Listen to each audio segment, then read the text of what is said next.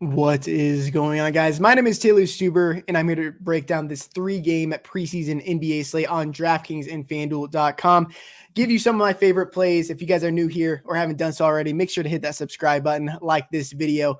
Would really appreciate it if you guys could do that. If you guys stay till the end of the video, I will be giving away my free sports bet of the day. You know, we're 3 for 3 so far through these videos, looking to go 4 for 4 today.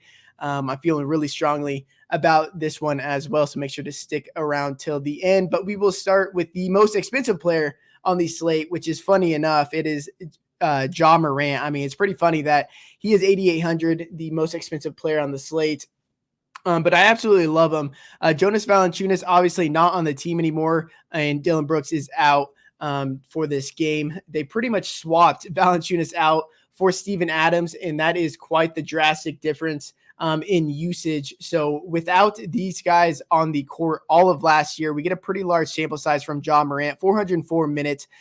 He has a 33.6% usage rating, and an assist percentage of, if I can find it here, of 40.2%, all while averaging 1.31 fantasy points per minute. We look at this last game, you know, if you look at ESPN or any of these stat sites, they kind of messed up the minutes because the game ended up getting canceled right after the fourth quarter began due to like a faulty sprinkler, fire alarm, whatever it was. And then they canceled the game. And they kind of just like added minutes to all of the Memphis Grizzlies players. I think it said that he played 34 minutes. That wasn't true. But what was true was that he played into the third quarter, which is what we want to see. I expect him to play 22, 24 minutes, maybe more. And if he's going to have these kind of rates with these guys off the court, and play that much, I am going to be locking in Ja Morant into pretty much all of my lineups today. And then another point guard on the slate that I I guess he's point guard eligible, is going to be Kevin Porter Jr. He played at 29 minutes in that last game. And I expect that sort of thing to continue. He shot 9 for 16, 25 points, 4 rebounds, 5 assists, 1 steal, 1 block. And he is in the mid 5Ks on DraftKings. And then on FanDuel, where salary doesn't matter, I'm still going to be locking him in because the rates that he currently has, plus the minutes that he's going to be given, he might be the top projected player on the entire slate, regardless of salary. You go back to last year without DeMarcus Cousins, Victor Oladipo, James Harden, John Wall. We look at his rates. He has in 542 minutes with those guys off the court, a 26.7% usage rating, 32.6 assist percentage, averaging 1.05 fantasy points per minute. And that was a team high usage and assist percentage. And I think that honestly, his role on this team is growing even larger. And so, he's probably going to average well over 1.05 fantasy points per minute in the near future, especially today in this specific matchup. I expect him to play around 30 minutes. So make sure to get Kevin Porter Jr. in your lineups. And then one last guy that I wanted to talk about is going to be PJ Washington.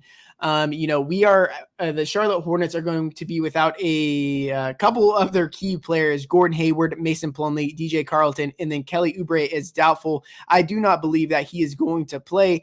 If you look at the rotation of the last game against the Oklahoma City Thunder, Mason Plumlee started at the 5. Miles Bridges started at the 4, which is kind of different from last year because usually PJ would start at the 4 and then play some backup 5 run. But he ended up coming off of the bench and was the direct backup for Mason Plumlee, playing the backup center minutes. And if you guys have played NBA DFS in the past and I've played PJ Washington, you know that when he's playing at the 5, he is immensely better fantasy wise than he is playing at the 4. So I fully expect him to get the start here. They are pretty thin at the center position as well. And the Charlotte Hornets played their guys into the third quarter. So I'm expecting him to play 22, 24 plus minutes in this game. And he is near minimum price, has power forward center eligibility.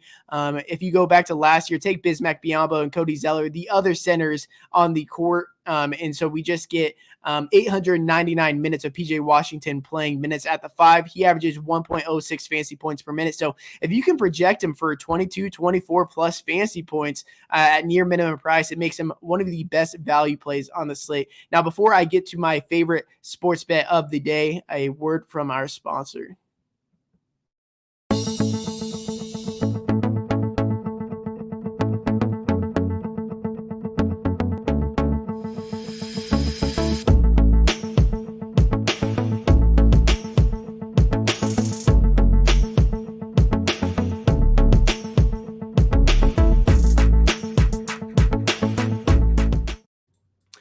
Now, my favorite sports bet of the day is going to be the Houston Rockets plus 5.5. Yeah, like I mentioned earlier with Kevin Porter Jr., they like running their starters. I mean, their best players are super young, and they are just playing them throughout pretty much the entire game. And even when they get to the very end of the game, they have very good young players, much better than the deep bench guys for the Miami Heat.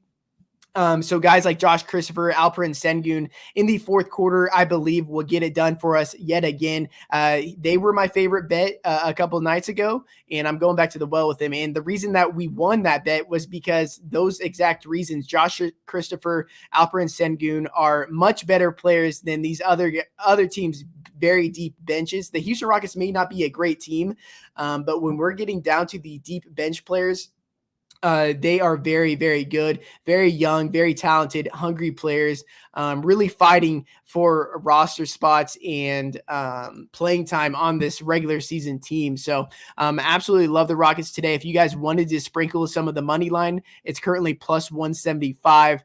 Let's extend this streak to 4-4. With these sports bets, going to be doing these every single day. But yeah, if you guys enjoyed this video, make sure to like it, subscribe if you haven't done so already. But yeah, best of luck tonight. And until next time, peace.